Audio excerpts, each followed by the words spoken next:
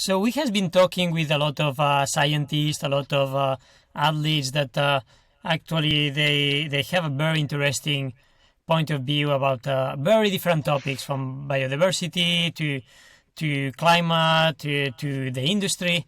But what I feel is that we are talking with guys that they are my age or older, so we are like talking with the ones that we has been creating the problem, or we have found the problem and we see, okay, what to do now. But I believe that it's important to talk with the next generations, the guys and girls that they will that they found this problem and that they will need to solve, because probably our generation, we were a bit too late. We did not the job for it, so we are just passing all this shit to those kids, and I'm very sorry for that, Sebastian and Kate. But I think if we are in the hands of people like you, we are in a good direction. So first of all, thank you for joining us, and just to start, like a small introduction of who are you, what you are doing. Okay, so I'm Sebastian, obviously. I'm 15 years old. I grew up in Santa Barbara, California. And as I said before, running has always been a thing for me. I've always loved the nature and the outdoors, and just they basically growing up, it was my backyard. I feel like through the years of my running career, um, I've inspired people younger than me to go get outside and start trail running, and that's really special to me to know that I'm the reason that they're out there having fun. Through my life, runs and hikes as a youngin started to become longer runs, and then as I said before, I did my first ultra when I was 9 years old, and when I was 13, I actually became the youngest qualifying finisher for the Western States 100. At Black Canyon 100K. So that is something really special to me also.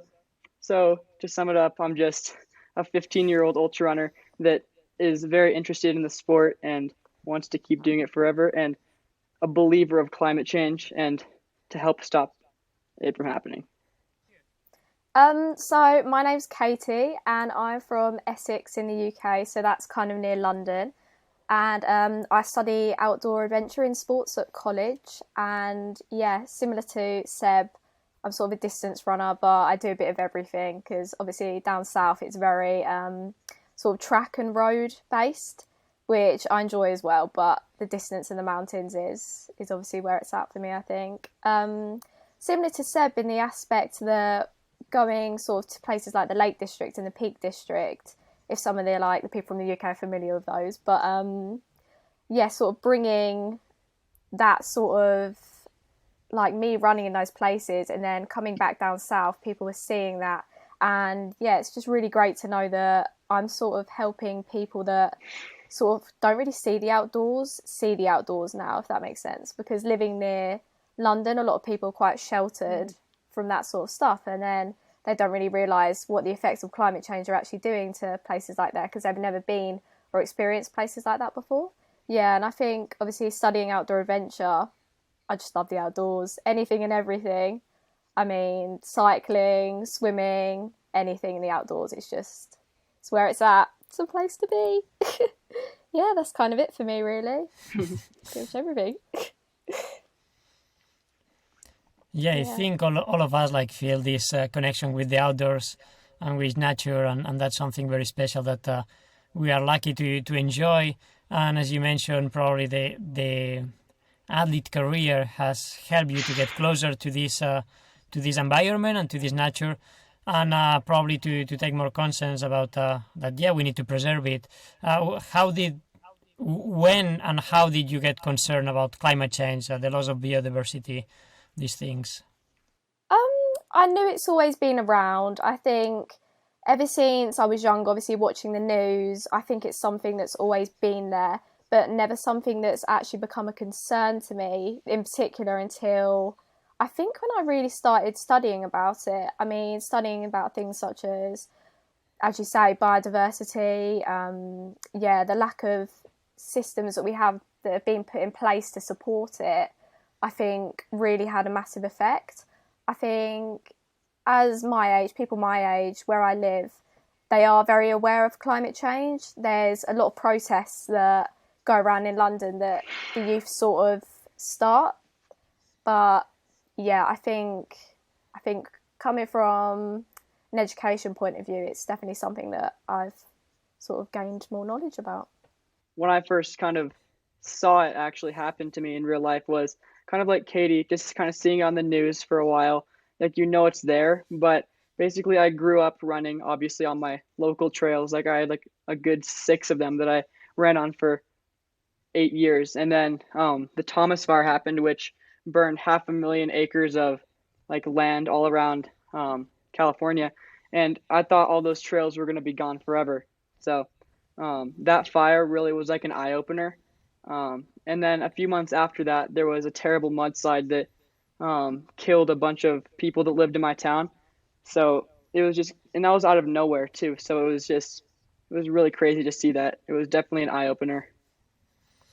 Yeah, it seems like listening to you, it seems that at your age you are way more educated about climate issues than I was at your age, or even like at 20 years old.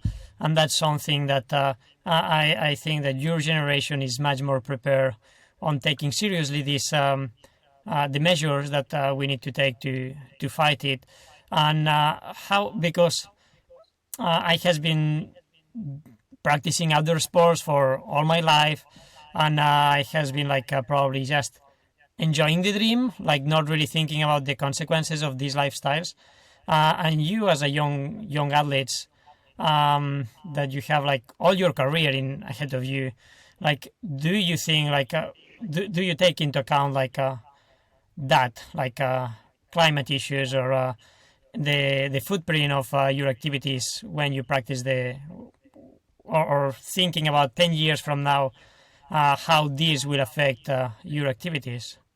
Trees Not Teas, that movement, things like that. Do you know the ultra runner Dan Lawson? He's a British guy, I think, and yeah, he created a brand called Rerun, which obviously is recycled running gear that people send in and then they resell or they recycle. I think things like that and things like people not actually accepting t-shirts and like the end of races and consciously making the effort to go the extra mile to make sure that they reduce their carbon footprint, I think is really, really important. Yeah, absolutely. And what it seems is that yeah, like it's these things like it take like a lot of years for me to understand like the importance of like not like yeah to do these things and you have that from a very young age, like you are doing all these actions and being conscious, and that's something that it will accelerate for sure. And as I said before, like we are sorry to give that problem to your generation, but as I mentioned, like you feel much more prepared than us for that because the education that you had. But what are you more concerned about, like climate change, the biodiversity, the pollution? What's the thing that is really like? Is it scaring you? It's you feel scared about that, or it's just like something that is like, oh, it's there and it's just there. I definitely I try to not be scared by it, because I feel like I don't know, I feel like that's just wouldn't do well for me, but it's definitely there, and I'm not one of those people that just thinks that it's nothing. I definitely know it's there, and I want to help try and prevent that by reducing my carbon footprint, just trying to do everything I can to avoid that in the future. Yeah, I think for me personally, it is something that does very much frighten me. I think not to the point where it's kind of like stresses me out, but I think there is a fear in the back of my mind. It's just things such as things that are kind of innocent that can't fend for themselves, like animals, sort of everything in the rainforest, the biodiversity. I think it was something like the rainforest holds 90% of the world's biodiversity, which is really sad to think that their home is literally being destroyed for our personal benefit. But yeah, I think it's something that does genuinely scare me and yeah, puts a lot of people in danger when they're not careful and they don't think about sort of what they do. Yeah, and that's yeah, that's scaring me. But I'm an optimistic in life, so I think like we can Yeah. fight, we can solve these problems, and it's hard to picturize how will be like outdoors in 15 in 20 years from now. Like I have been changed. Like I am 30. 34 years old, and I have been seeing like how mountains has changed in this time, and we see that now it's accelerating. So what do you think it will be different in that time, like when you are in your maturity as athletes? Yeah. Yeah, it's really hard to say because I think the future is so unpredictable. But as you say, I mean, glass half full, not glass half empty. I'm quite optimistic that people like obviously me and Seb will make sure and crack down on the fact that people will reduce their carbon footprint. Whether or not, I think a big thing would be trying to do it without people that don't really take it into consideration that much, without them realizing, because I think it's the little things that really do add up. And I think racing wise, if big organizations and stuff take their responsibility and take matters into their own hands about how they deal with sort of their carbon footprint, then then that will have a sort of a ripple effect on everyone that is involved with their events. Yeah, that's probably a good point. Like how, yeah, we need to change probably how we have been living, all of us, and change our lifestyles so we are more sustainable. And I believe that's something that we haven't been doing. We have been uh, just not taking environment into account on any of our activities, and it feels that you are doing that from now, and that's something that we really appreciate, I think, because we feel that yeah, we are in good hands for this. And yeah, what's the compromise that you are going to take on that? Like let's say like on terms of traveling for competitions, or like lifestyle, like food wise, shopping. Do you feel that okay, maybe I could do all these, but I don't want because it's not good for the planet? Well, my family has always done just like car trips. We drive pretty much everywhere. Like we just drove to Colorado from Santa Barbara, so that was like 17-hour drive. But yeah, definitely just not doing it as much would definitely like this like the small things that each person can do a little bit less will have a great impact on like the whole world's well-being in terms of climate change. Um, I mean, in terms of like going to competitions and stuff, it really just depends on how big of like if it's like a huge national championship and I have to fly there, then of course I would. But I feel like just flying around, like if you can drive there, I think you should just drive because it uses a lot less pollution for sure. Yeah, so similar to Seb, I think making the conscious effort to try and put things in place to reduce your carbon footprint, then that would obviously be very beneficial. I think personally, I tried to go vegetarian a few weeks ago because that was a big thing for me. Obviously, being a sort of animal lover, it was massive for me to at least try and become sort of predominantly vegetarian, but I just became anemic.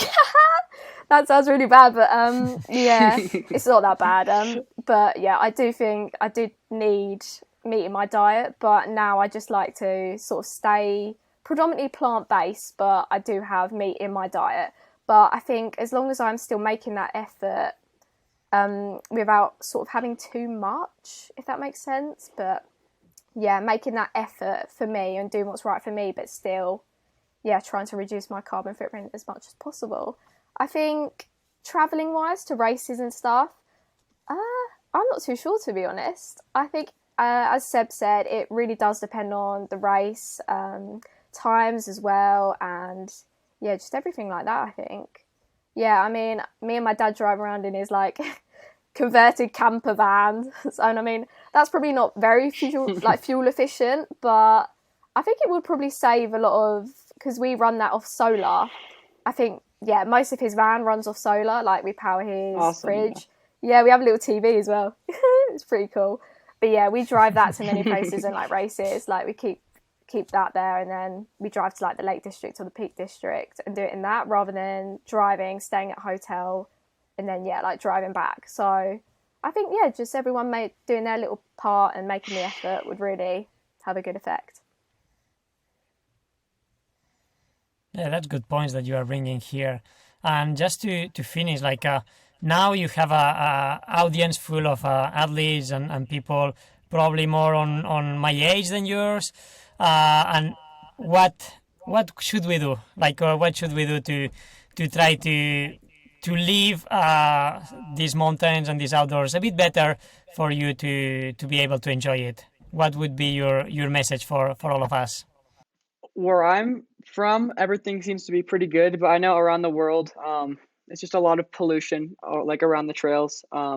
Like when I go out, like when I do certain races, the race directors will be super clear on picking up stuff after you, and I'll still see water bottles on the ground, like goo gels on the ground, and it's just I always pick it up and put it in my pack because it's just like those little things that you can do. Like it really doesn't take that much work to just pick something up and put it in your pack. But yeah, I mean, just cleaning up after yourself on the trails. I mean, I know the mountain biking community is really good at that, because certain trails are mainly just for hikers. So when certain trails are allowed for mountain biking, they make sure to do really well cleaning up after themselves, and that we really like when I feel like, yeah, I mean, just the little things, like I said, picking up after yourselves on the trails will really go a long ways. Yeah, I mean, similar to Seb, I think just people thinking before they actually do things. Like, I think a big thing, especially for people my age and teens, especially, just thinking like shopping wise of fast fashion, thinking to yourself, do you actually need that? Or is that just something that is just there? I mean, for me, I like to put it back and then like forget about it. But if I can't remember the actual like item, then I probably didn't need it or want it that bad in the first place. So I think everyone just thinking about before they take that step. And yeah, I think that stems even further with sort of bigger organisations and sort of hire people to think before you actually put things in place and yeah, do things. Because a lot of times there is a chance for, especially bigger brands, to take more responsibility for what they are doing. Like, I think, I can't remember who else was in the podcast, but they were saying about how is it actually truly like good for the planet, or is it a marketing thing to make them look good? I think that's a big thing. Actually, do people individually doing their research and yeah, looking at the details behind everything before they go into it, because a lot of the time it's a big marketing ploy. Yeah. That's super good points that you make here, and we will make sure that all the guys listening, they are taking advice on that. And yeah, thanks for the conversation, and very good luck for the next. I believe that you have a great career ahead of you, and hope to see you soon in some races. Thank you so much for having me. It's been an absolute pleasure. And thank you guys all very much and thank you especially Hugh for inviting me here. It's been really great talking to you guys.